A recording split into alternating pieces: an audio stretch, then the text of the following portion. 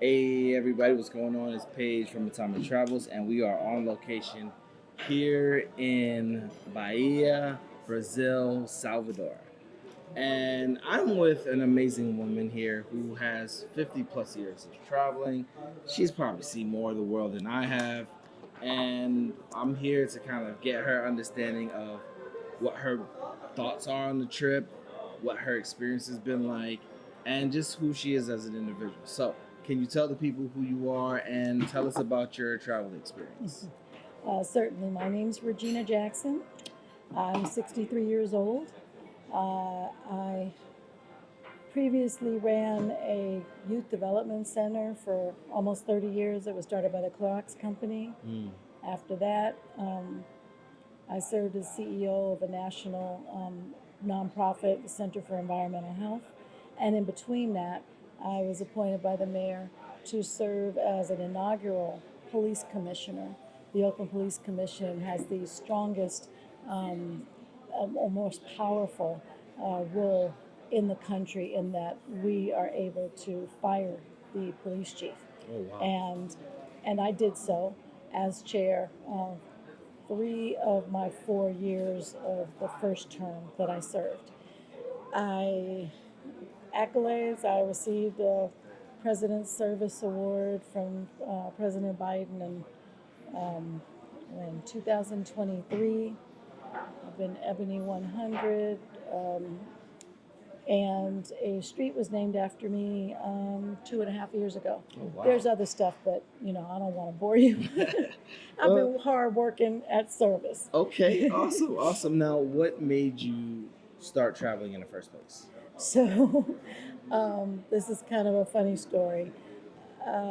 My parents did not want me to participate in the cotillion, the debutante ball. Mm-hmm. And I wanted to. My friends were doing it, and so my mother looked up a trip, and it was a month in Europe. And she said, "How about this?" And I said, "Well, sounds kind of interesting." And it actually followed a lot of the book then, which was called Scruples, but it also covered places like my favorite Rodgers and Hammerstein musical, Sound of Music, and other things like that. So while I was 16, and I was probably kind of homesick because I was the only one from my school that went. Everybody else was from Southern California. But then I got bit by the bug, and international travel was, almost the only way to go. So, how many countries have you said you've been able to address this in your time span? Oh, I don't count countries. Oh, you don't count countries? No, there's too many. I mean, so let's say that I have been to every continent except for Antarctica. Okay. And Africa is my favorite continent. I can't get enough of it. And I've been to many places many times, like South Africa 5-6 times, stuff like that. I love places, but then I realize the continents are so huge. It's like I'm wasting time going to the same ones. Right. But I'm so inspired and invigorated by our history. I, back in 2009, was selected by Africa Channel to do my African ancestry, and then invited on the trip to go back to Cameroon, West Africa, which is one of the places. While I was there, I was given land by one of the wealthier Africans, and the very next year went back to do the land gifting ceremony. So the first trip we focused on the southern part of Cameroon. The second trip we focused on the northern part of Cameroon. I got to meet people who were from my tribe. It was just incredible.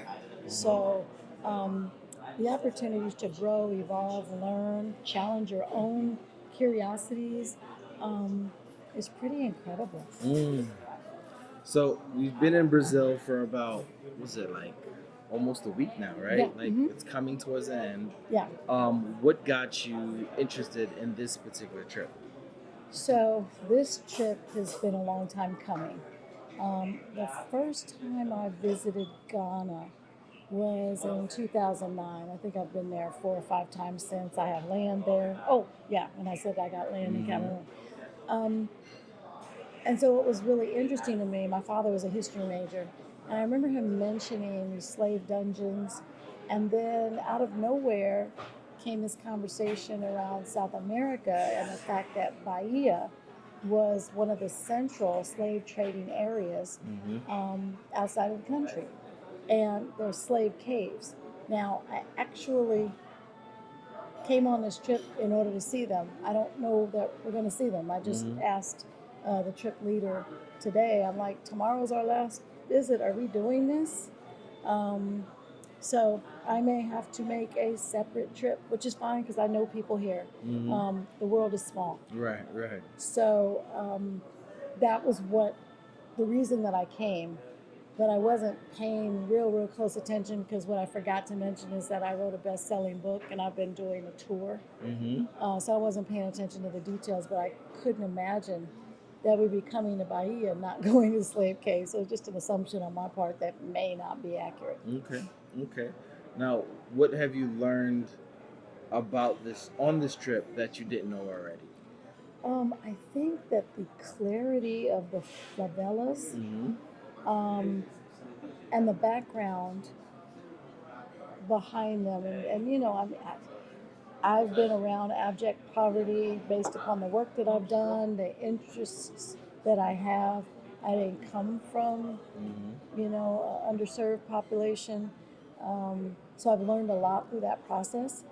But the piece that was like a wow to me was when the tour guides talked about in Rio how that part of the country is effectively trying to do erasure, and I've watched the colorism, and it's like there's this overarching, I think it's fear and ignorance of the beauty and the capacity and the strength and the power of Black people, that there is so much focused on trying to crush us, trying to not allow our history to speak so many volumes because of its torturous and horrendous treatment.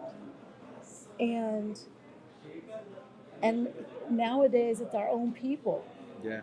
So I mean the whites and Europeans were so effective in not just hating us, but getting us to hate ourselves. And I feel victimized every time I think about it. I mean, I just, want to tear up and want to be like, this isn't about the house slaves and the field slaves. We're all one. And then looking at Black and brown and saying, do you know how critically powerful we could be both politically and just in general if we would not look at the separations of our experience, of our colors, of our confidence, of our opportunities. And it really comes from insecurity. It comes from negative identity formation. I really focus a lot on positive identity formation, particularly around young people. And making very hard decisions, working very hard, sweat equity, which is the only thing that really allows you to be successful, is to know how to work really hard, be multifaceted, build partnerships, understand team dynamics and the psyche. And probably at the root of it all, which is what my parents taught me, was about character-based leadership. The really hard decisions have to be made around accountability. That's a lot. A couple of things I want to touch on around that is what excites you about this subject matter, because I know just understanding our history and as diasporans, there's a lot that we don't know. Yeah. And regardless of the administration, if we were to go back home, a lot of us wouldn't know what that is. Yeah. I'm Haitian American, and for me, going home is to Haiti, right? But to go home is to even further, which is why it's always important to understand how the world works, how people see us, Mm-hmm. right? This is why I travel, because I always want to see if I go somewhere, do they welcome me and say, "Hey, welcome home, brother," or they look at me as just like another tourist? Sure. Um, what's been your most favorite trip that you've taken thus far? I can't do it. Really? Well, All really. right, so if we're not gonna do a favorite, let's do a Jada Kiss top 5 dead or alive type of scenario. A Jada. Jada Kiss, the rapper. Okay, my bad. Okay. So let's just do a top 5. Okay. So I led a delegation to Haiti Mm. with the Seattle Seahawks, Marshawn Lynch, Okay. out of Oakland, because that's where I'm from. I led 2 delegations to China under President Obama's initiatives so that 100,000 black people could go to China, see what it was about, not be so far away from each other. Mm-hmm. I have climbed Mount Kilimanjaro and Machu Picchu and Arusha and Cusco. That's 4. And I think the first time I went to South Africa, which was in 2003, I think no matter where you go in Africa, your first time, there is a euphoria that runs across you, and that's the welcome home. Mm-hmm. Oh, I'm sorry, I got to push it to 6 because Cameroon, finding my home Right. and being told I'm sorry by my own people who admittedly, captured me Their and own, my and then send yeah, them off. Yeah. and how badly they felt. I mean, you don't really find that with white folks who, the atrocity is all across them, but they're just too ashamed. Right. Whereas these folks, and we live very different lives. In a way, me being stolen into slavery actually was some kind of a benefit. The life that I lead is in my own value. It's not, I can't compare it, but to plant trees at a school that doesn't have running water or electricity in Cameroon, but I've never had those kind of challenges. Right. So it's like there's a hidden gift in the atrocity, which I wouldn't wish on anybody. But at the end of the day, the opportunities that I have been afforded through my parents and my parents' parents and all of that is one of the many things that has me so interested in history because, people always say this, children are the future and the village and this, that, and the other. Well, I have been the village. And I know how important it is to seed young people in the power of their own possibility. And that starts with, who are they? Right. What is their history? And broken, fractured, separated, what have you, everybody's story is unique and should be revered and elevated and empowered. And that's all so exciting. So you mentioned being apologized to. Mm-hmm. What was that like? Were you at shock and awe, or you were expecting because you've previously heard something like that before? I'm one of those people that never watches the movie reviews. I just want to, experience it. So when I first met, I'm from the Masa and Hausa tribes. They welcomed me with open arms, kind of looked me in my eyes and said, I'm so sorry for what our ancestors did to you. I felt like it was authentic. I felt kind of surprised. I wasn't planning out the moment. I was being in the moment. And then I kept kind of hearing it from other tribes because, it was we went back for the 50th year of freedom as a part of a special program with the Africa Channel. 50 people went back and, all the paparazzi and all that. I mean, it was crazy how excited people were to have these diasporans return. And there was even a reenactment of slave capture and all the depth. I mean, there's so many emotions Oh my goodness, if I close my eyes, I can take myself right there. Wow. Um, and so I just, I accepted their apology. And like I said, I thought about it and I was like, I mean, my ancestors' lives were bad in order for mine to become good. Mm.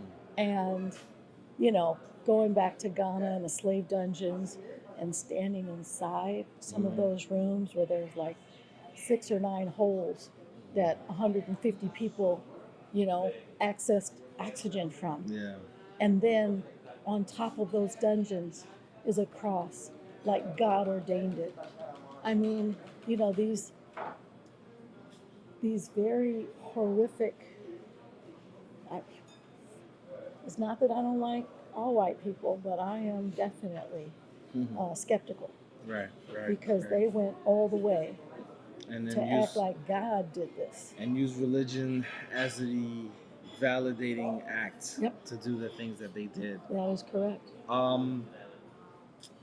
With that being said, I too I went to Ghana the year to return, and that was a eye-opening experience. That was the first time I was told welcome home. So Right, that was 2019, right? Yep. So I've previously been to South Africa. I've previously been to Egypt, and Egypt's another one. right. There's just so many. So,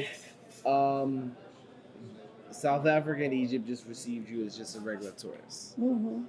Ghana was different. Morocco was actually almost similar to Ghana, where it was like my brother. And I think a lot of it is due to the Moorish culture being out there, the Berber culture being out there, and then just really acknowledging that they are the blacks of the North, right? Yes. And however you put it, you're on the continent, they're Right. going to treat you as such. Yeah.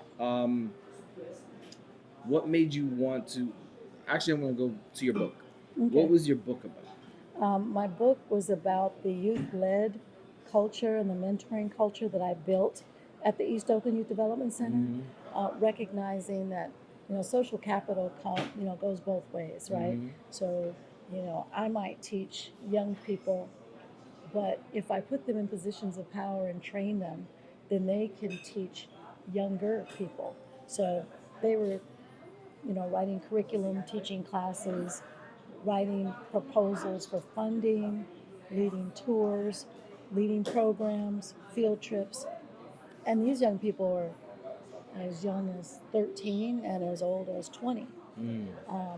And the crazy thing is, while I was writing that book, it's lots of short stories about what young people did as youth and then where they are now, and really the leadership and the exposure that helped them leapfrog over a lot of their own colleagues, because most adults don't have a lot of supervisorial experience, and mine did. They were, giving 360 reviews, pointing out, stress management, project management, but mostly character-based leadership. Right. And when you can be creative enough to have the creative writing class be more exciting than the computer, gym, or art class, because you learn how to teach them to rap with a haiku, or you make Jeopardy, the tool through which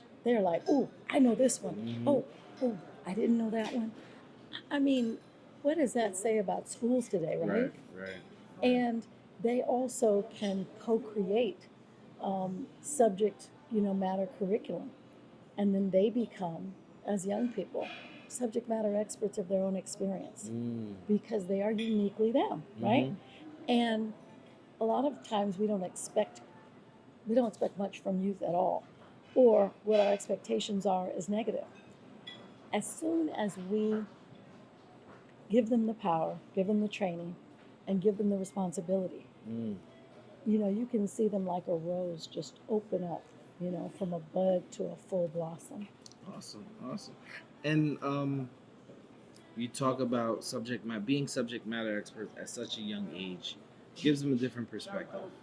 And I tell a lot of people travel gives you also perspective, Oh, yes. especially seeing how different countries around the world just operate, how Mm-hmm. people that look like here in Brazil, you can drop either myself or yourself in any street Mm-hmm. and you'll see a replica. The difference will be socioeconomic status, Yes. language, culture, all of these things. How do you encourage the youth to kind of like tackle travel, right? Because one, I mean, you're not their parent, so you can't be like, I'm gonna pay for you to go travel, but like at least exploring the city, right? Especially Oakland, going from Oakland to San Francisco Mm-hmm. to Mountain View to LA to San Diego. That's a form of travel. That's exploration. Absolutely. And what we did was I created a Pathway to College program. So we did college tours, and I'd say 95% of the kids that I took traveling had never been on a plane before. Mm, We got Southwest Airlines to sponsor the trips. They even sponsored an international service mission to Mexico City. nice. But in terms of travel, I mean, I would also partner with a program called Big City Mountaineers. Um, our kids could outrun bullets, but are scared of the sounds that cricket makes. So again, it was all about exposure. You know, we had a partnership with the Warriors. To this day, I still advise Steph Curry. Mm, And the concept is you move out of their way the inability to access information or access an experience. mm, And once that's done, everything is open for them. So, I look at, and then I would also have our young people, our third and fourth graders would go to UC Berkeley, which is my alma mater. So you mm, wouldn't have to wait to see things. Or a field trip might be Monterey Bay Aquarium. mm. Monterey is a good hour and a half away from Oakland, but it's like a world away Yeah, because it's yeah. one of the most incredible aquariums ever. And it just spawns so much curiosity. Now that I have done this, what about that? Mm-hmm. And in most instances, our young people don't get outside of a 40 block radius. That part. And just the concept of I can, Miss Regina says I can, the staff expects success. We need them to succeed and we'll help them to succeed. So they're Mm-hmm. not out here by themselves. Right. I had a high schooler tell me that nobody had ever told her that they expected her to succeed. Mm. This child ended up being, she was the Ebony 100 under 30. She later began, she was the principal at the Michelle Obama school, elementary school. Mm. And she went to Xavier, one of the HBCUs, on a basketball Oh scholarship. wow. And, when I hired her to be my computer instructor, she didn't know what she was doing. But the instructor who taught her to go to the library and look up microfiche and do this and do that, she found out some of her own personal history by just doing that. Mm. Yeah. Um, and then similarly, when we were challenged, Congresswoman Lee, who's now our mayor, challenged me to take young people to China. This was a high school population, and I was taking a group of kids, 13 of them, who didn't go to school together. These were like from 4 or 5 different schools. Right. But over a year, I helped them to become a team. And when they did their service, which was in a youth center, did look nothing like the one that they had experience with, right? Right. There's a hole in the ground for toilet. Mm-hmm. The computers, they were like, what are those, right? And what one of the kids said while we were in the midst of trying to figure out how to connect with kids that we couldn't speak to Right. was that my poor ain't poor. Mm. And so oftentimes when young people don't have a lot, they feel like somebody's going to have pity on them, Mm-hmm. or that they're gonna feel enabled, like somebody owes me. And I'm like, bruh, sis, Nobody owes you nothing. no. And so much of the world is so poor that you are in competition with everyone. Yeah. And that concept just awakens something in them. And once you recognize or teach them that their assumption or their presumption is absolutely not accurate, then it's like, okay, what do I do now? Or you bring, Gary Payton or Mark Curry or Dwayne Wiggins, Keisha Cole, who all came through ELYDC, and they're looking at them. They're like, "What, bruh? You're 12. I came here when I was 12. You could be in the Hall of Fame. You could, be an actor, comedian. You could do whatever you want. Right. How bad do you want it? It's that sweat equity that will help you get there, because that's what it worked for me, right?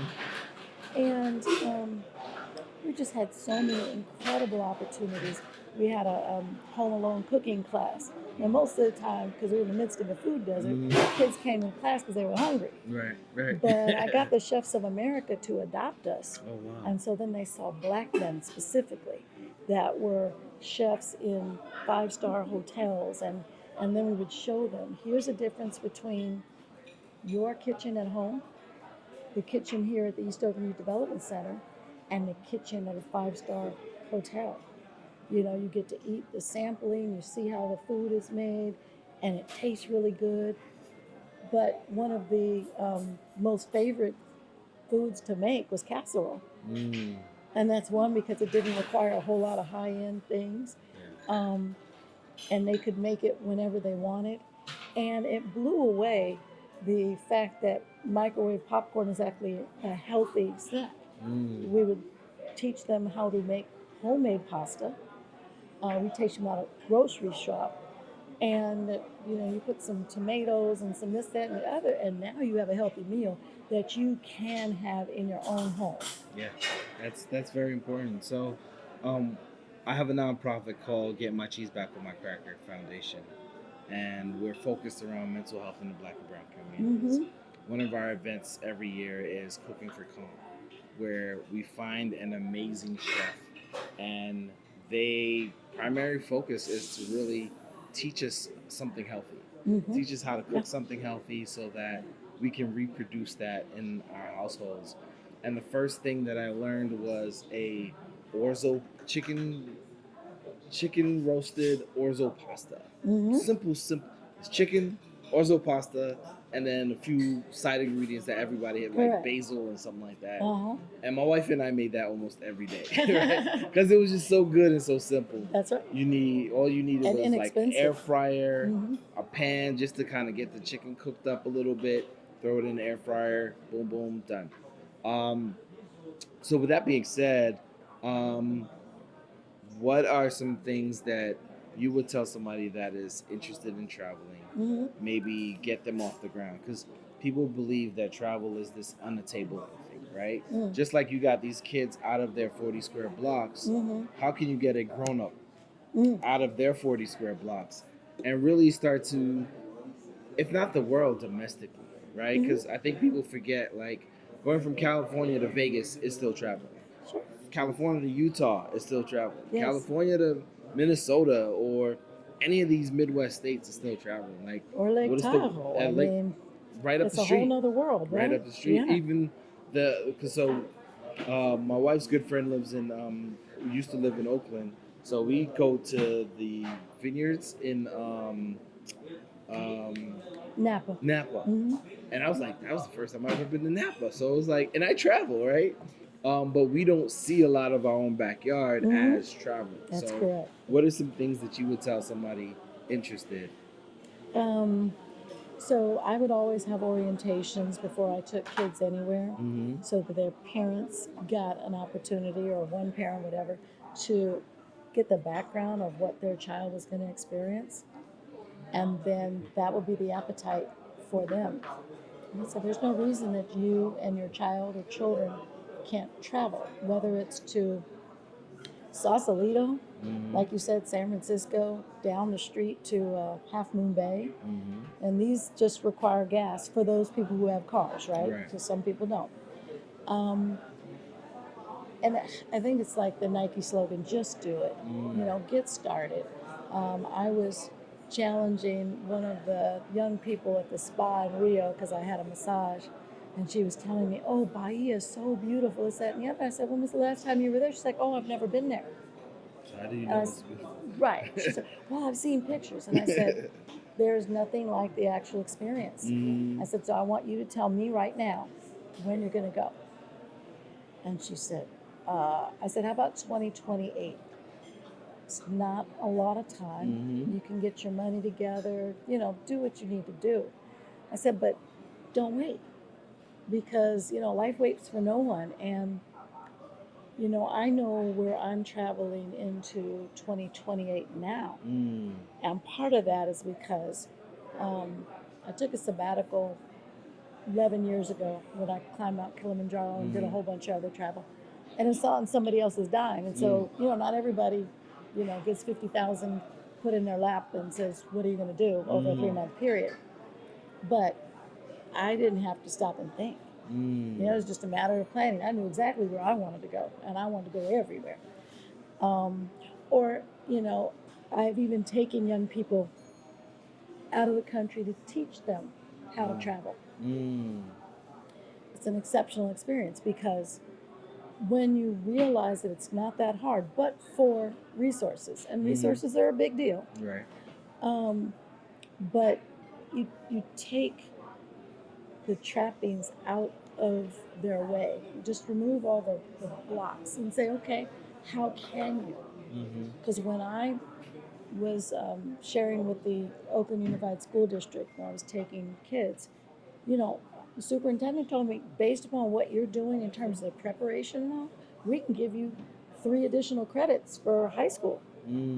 And, you know, that's one of the biggest challenges for schools that are serving underserved populations. They don't have enough credits to graduate. For adults, you know, their fear around travel is the same fear they have around their kids going to college. And I'm sitting here saying, just because you didn't doesn't mean you should stand in the way of them.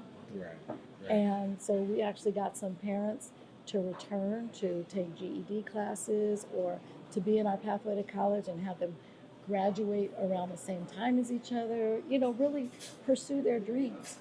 And you know, as long as you have dreams with feet, which is realistic dreams, right? You know, you don't have to be trying to go to NASA next month, you know, but there are plans. And because the world can be very small based upon who you know and what your experiences are, and certainly LinkedIn and all these different social medias, you know, one of the first things I did when I was 18, I was talking to a friend of mine. I said I wanted to take my sister to Nassau, Bahamas, for her 16th birthday. And he said, "Hey, I know somebody in Nassau. She's at school at Europe, but her family's from Chicago. I'll give you her number."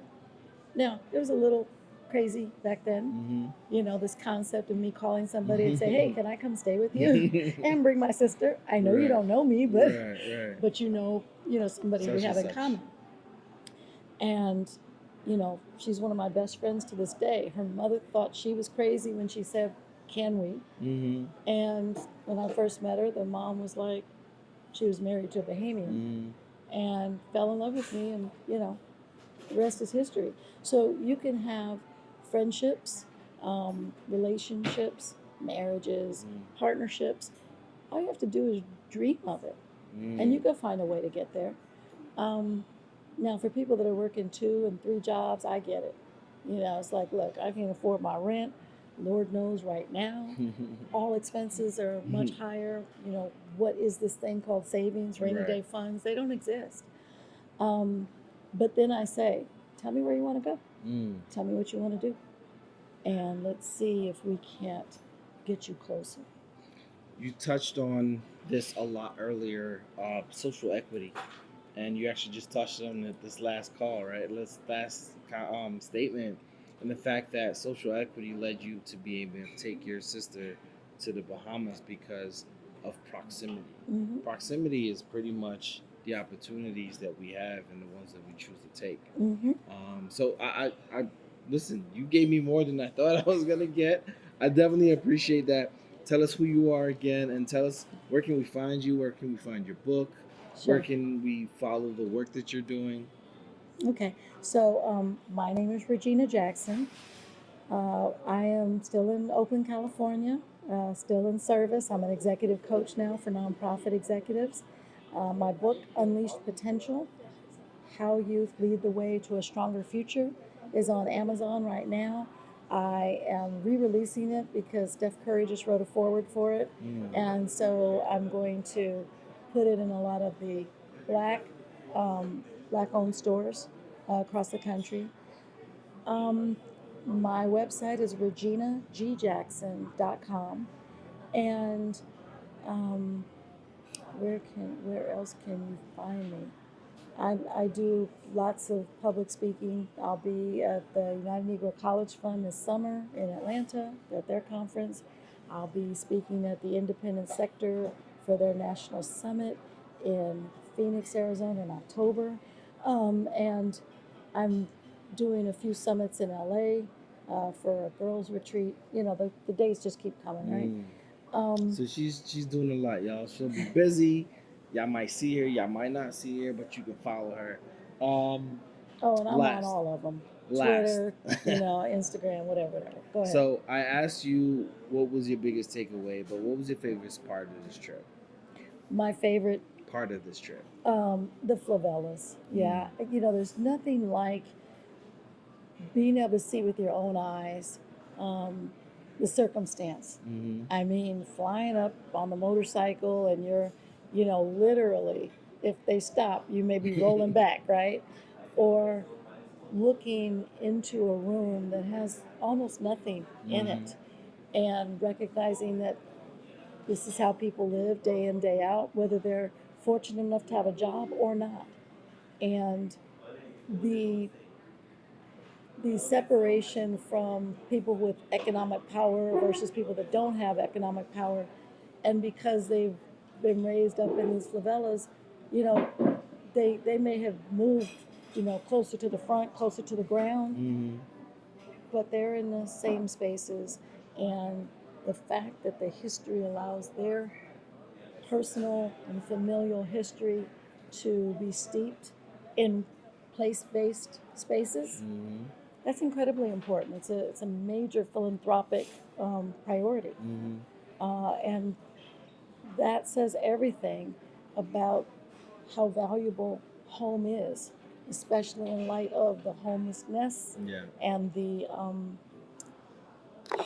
lack of, the increased vulnerability, and even the lack of protection. If you're a hard worker, you can still be laid off. There's no such thing as job security anymore. That's scary. So I'm hoping that everybody's listening to your podcast is actually going to register to vote, because I think that we've been able to see over the last couple of elections, if we've won by a skosh or if we've lost by a skosh, that every vote does count. And travel. The best way to learn about yourself and what you don't know is to travel somewhere, because you expand your knowledge, you expand your thoughts, your goals, and maybe even your dreams. Awesome. Listen, I bring out superheroes from across the world, and we just happen to be across the world in Bahia, Salvador, Brazil.